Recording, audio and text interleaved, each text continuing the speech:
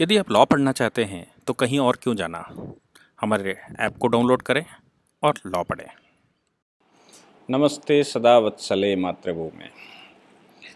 आज honourable supreme court में जिस प्रकार से तबलीगी जमात का मामला आया और तबलीगी जमात के फेवर में बहुत सारे मुस्लिम संगठनों ने ऑनरेबल सुप्रीम कोर्ट में पिटीशन लगाई कि मुसलमानों की छवि भारत में ख़राब करने की कोशिश की जा रही है।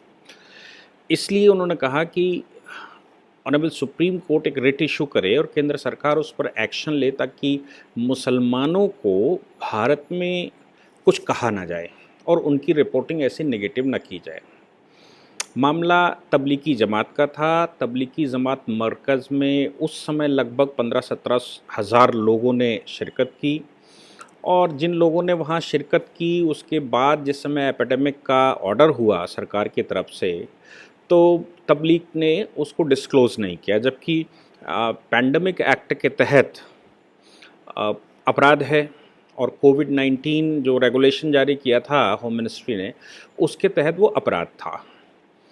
तबलीगी लोग पूरे देश में मस्जिद से मस्जिद, मदरसे से मदरसे घूमते फिरे और जब वो पकड़े गए और उनके टेस्ट हुए और कोविड में उनको कोविड पॉजिटिव आया और उनको हॉस्पिटल में रखा गया तो कभी वो थूक रहे थे, कभी नर्सिंग स्टाफ के साथ बदतमीजी कर रहे थे, कभी वो कपड़े उतार कर नर्सिंग लेडीज़ नर्सों के सामने खड़े हो रहे थे, कभी वो कहीं थूक रहे थे, कुछ चाट रहे थे। ये सब हमने पूरे देश में देखा।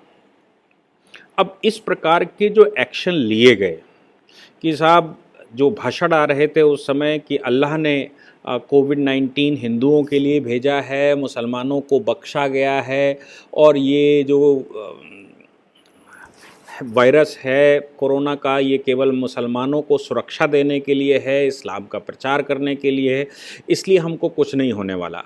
मौलाना साद के स्टेटमेंट जो कोविड-19 के बारे में उसने दिए वो सार्वजनिक हुए, मीडिया ने पूरे देश को बताया कि भाई कैसे कर रहे हैं और हम ये सब जानते हैं कि एक बड़ा योगदान मरकज़ का रहा जिसने पूरे देश में कोविड को फैलाया। और जब एक बार फैल गया और चलना शुरू हुआ तो हम सब जानते हैं एक आदमी 20-20, 30-30, 40-40 लोगों को अफेक्टेड करता है।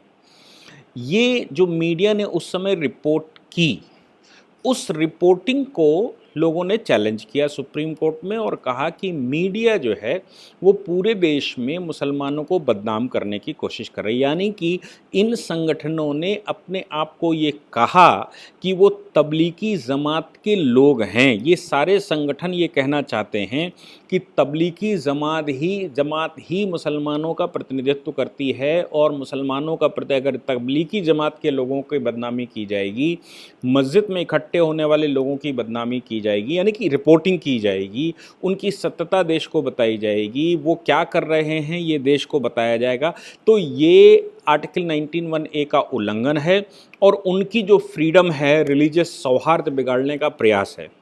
अब मज़े की बात ये है कि एक व्यक्ति करियर का काम करे और अल्लाह के नाम से, ऊपर वाले के नाम से ये बयान दे कि ये तुमको केवल बदनाम करने की साजिश है और तुमको मस्जिद में ना आने की साजिश है, एक जगह इकट्ठे ना हो इस बात की साजिश है। ये मौलाना साद के स्टेटमेंट थे।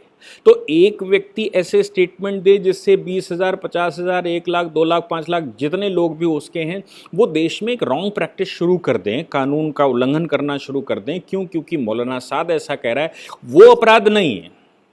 अपराध क्या है कि उसकी जो रिपोर्टिंग हुई उस रिपोर्टिंग को अपराध की कैटेगरी में डाला जाए और सुप्रीम कोर्ट में गुहार लगाई गई कि उसको मना किया जाए पूरी मीडिया को कि वो मुसलमानों को बदनाम ना करें। ऑनरेबल सुप्रीम कोर्ट ने मिनिस्ट्री ऑफ इंफॉर्मेशन ब्रॉडकास्टिंग को एक नोटिस किया।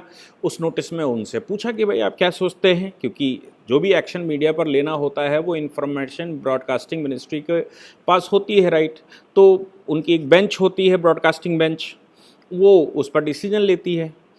उन्होंने जो उस समय एट इंस्टेंट रिप्लाई दिया था वो सरकार ने कहा था कि भाई एक साथ सबके ऊपर सामान्य रूप से कोई ऑर्डर नहीं किया जा सकता। अगर मीडिया को एक ऑर्डर किया जाए कि आप ये करिए ये ना करिए, ये मीडिया के ये जो आर्टिकल 19(1) है इसका उल्लंघन होगा, इसलिए हम एक प्रकार का ये जनरल ऑर्डर नहीं कर सकते। और जनरल ऑर्डर करके किसी को मना नहीं कर सकते। एफिडेविट जो जमा किया उसमें उन्होंने कहा चूंकि इन लोगों ने सिर्फ पिटीशन डाली है और कोई इंस्टेंसेस नहीं लिखे कि कहाँ कहाँ मीडिया ने आपका उल्लंघन किया है, कौन कौन सी मीडिया एब्यूसिव मीडिया है। एब्यूसिव मीडिया से मतलब ये है कि भाई झूठ बोल रही हो मीडिया, फेक न्यूज़ दे रही हो मीडिया, हेट्रेड न्यूज़ दे रही हो मीडिया, तब तो क्वेश्चन खड़ा होता है। लेकिन जब आप स्प्रीड आउट कर रहे हैं और स्प्रीड आउट करते समय आप पकड़े गए, पुलिस ने जो एक्शन लिया उस एक्शन को मीडिया ने अगर रिपोर्ट किया तो वो एब्यूसिव एक्शन नहीं है। हालांकि सुप्रीम कोर्ट ने ये कहा कि भाई ये एक जनरल आपने एफिडेविट लगा दिया, ये जनरल एफिडेविट काम नहीं आएगा, आप स्पेसिफिकली बताइए कि इस प्रकार की मीडिया पर आपका क्या विचार है। तुषार मेहता जी प्रेजेंट हुए, उन्होंने कहा कि नहीं मैं सीनियर किसी अधिकारी से, सेक्रेटरी से, मिनिस्ट्री ऑफ इंफॉर्मेशन ब्रॉडकास्टिंग के सेक्रेटरी से उसका एक एफिडेविट लगवा दूंगा, रिप्लाई दिलवा दूंगा, इसलिए ये जूनियर का था, ऐसा कह के वो मामले को टाला गया। लेकिन सुप्रीम कोर्ट ने एक बात बड़ी महत्वपूर्ण कर दी। सुप्रीम कोर्ट के चीफ जस्टिस ने कहा कि अब ये देखा गया है कि जो न्यूज़ है, जो freedom of speech and expression है, उसका एब्यूसिव इस्तेमाल पिछले कुछ वर्षों से बहुत ज़्यादा होने लगा है। अब इसको पत्रकारिता की दृष्टि से जो कम्युनिस्टों के या जो सरकार के अगेंस्ट के अखबार हैं उन्होंने उसको ऐसे लिया कि इस पार्टिकुलर मामले में कहा कि एब्यूसिव है, जबकि ऑनरेबल सुप्रीम कोर्ट का वहाँ पर मतलब ये था कि जब भैया आप जेएनयू में नारे लगाते हैं, जब जामिया मिलिया में नारे लगाते हैं, जब जादवपुर यूनिवर्सिटी में आप नारे लगाते हैं, जब आप अलीगढ़ मुस्लिम यूनिवर्सिटी में नारे लगाते हैं, जब आप मदरसों में नारे लगाते हैं, जब आप मौलानाओं के स्टेटमेंट सुनते हैं, जब आप जनरल पब्लिक में सीएए के प्रोटेस्ट करने के दौरान दंगे भड़काने के लिए बयान देते हैं और बाद में ये कहते हैं कि ये स्पीच एंड एक्सप्रेशन है, ये मुझे बोलने का अधिकार है, मुझे अपनी अभिव्यक्ति का अधिकार है, तो जब उनके ऊपर एक्शन लिया जाता है तब आप कहते हो ये अभिव्यक्ति का अधिकार है। जब उनके ऊपर कोई सरकार प्रतिबंध लगाना चाहती है तो आप कहते हो कि सरकार मेरा मुंह बंद नहीं कर सकती, मुझे बोलने का अधिकार है। लेकिन आपकी रिपोर्टिंग जो करे, आप सोच कर देखिए कि आपकी रिपोर्टिंग जो करे, देश को जो बताए, जो सरकार ने कहा कि भैया मीडिया का काम है देश को बताए कि देश में क्या चल रहा है और तबलीगियों का क्या चल रहा है। जो भी देश में चल रहा था उस समय अगर कनिका कपूर ने वो किसी विदेश से आई और किसी पार्टी में गई तो उनके लिए भी मीडिया ने खूब चलाया था, वो तो मुसलमान नहीं थी।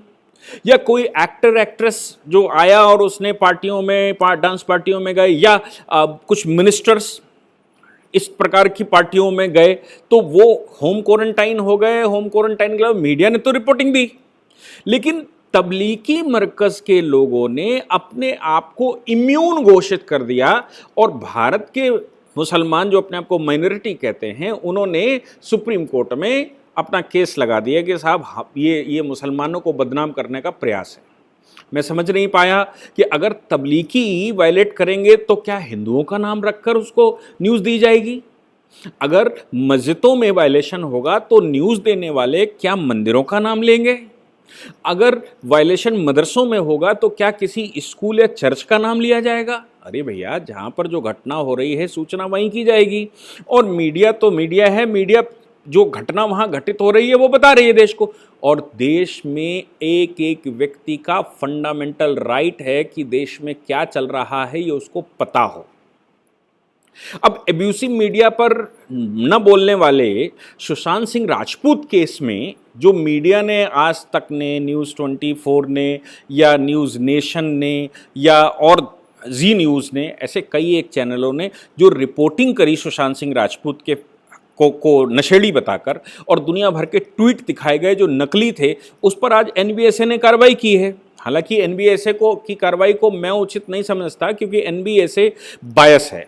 वो कुछ चैनलों को वो एनडीटीवी के खिलाफ तो एक भी एक्शन नहीं लेता। हमने तो 50 कंप्लेंटें उनके पास डाली थी, लेकिन उन्होंने एनडीटीवी के खिलाफ कोई एक भी एक्शन नहीं लिया और हर बार हमको रिप्लाई दिया कि नहीं वो इन्वेस्टिगेटिव जर्नलिज्म है, वो जर्नलिज्म का फंडामेंटल राइट है, आर्टिकल 19(1) में उनको वो है, ये है, ऐसा है, वैसा है।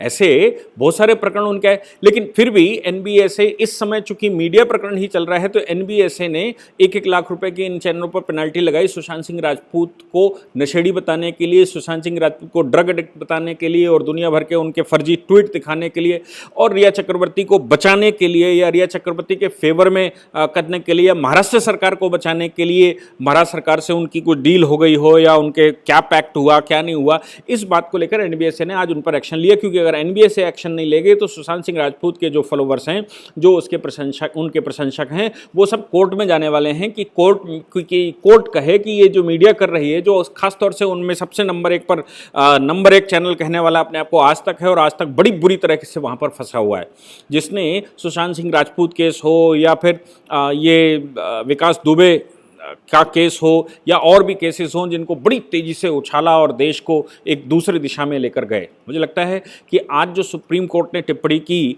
कि पिछले कुछ वर्षों में ये देखा गया है कि 19(1)A का दुरुपयोग बहुत ज़्यादा हुआ है और इस दुरुपयोग को रोकने की आवश्यकता है, इसलिए उन्होंने कहा कि हमें मिनिस्ट्री ये बताए कि उसको ये जो रिपोर्टिंग है उसके विषय में उसको क्या लगता है, उसके मस्तिष्क में क्या है और उसको कानूनी उसका पहलू क्या लगता है। मुझे लगता है ये स्वागत योग्य कदम है, लेकिन एब्यूसिव मीडिया के लिए कानून बनाना चाहिए। क्यों ऐसा क्यों हो रहा है? ऐसा इस समय इसलिए हो रहा है क्योंकि एक पॉजिटिव मीडिया, जो सोशल मीडिया जिसको हम कहते हैं, आप कठुआ कांड की रिपोर्ट बनाइए और बता दीजिए कि एक हिंदू ने एक मुस्लिम लड़की का मंदिर में ऐसे रेप किया, लेकिन इन्वेस्टिगेटिव पत्रकारिता जिस प्रकार की सोशल मीडिया कहती है उस गांव ने रिस्पॉन्ड कर दिया।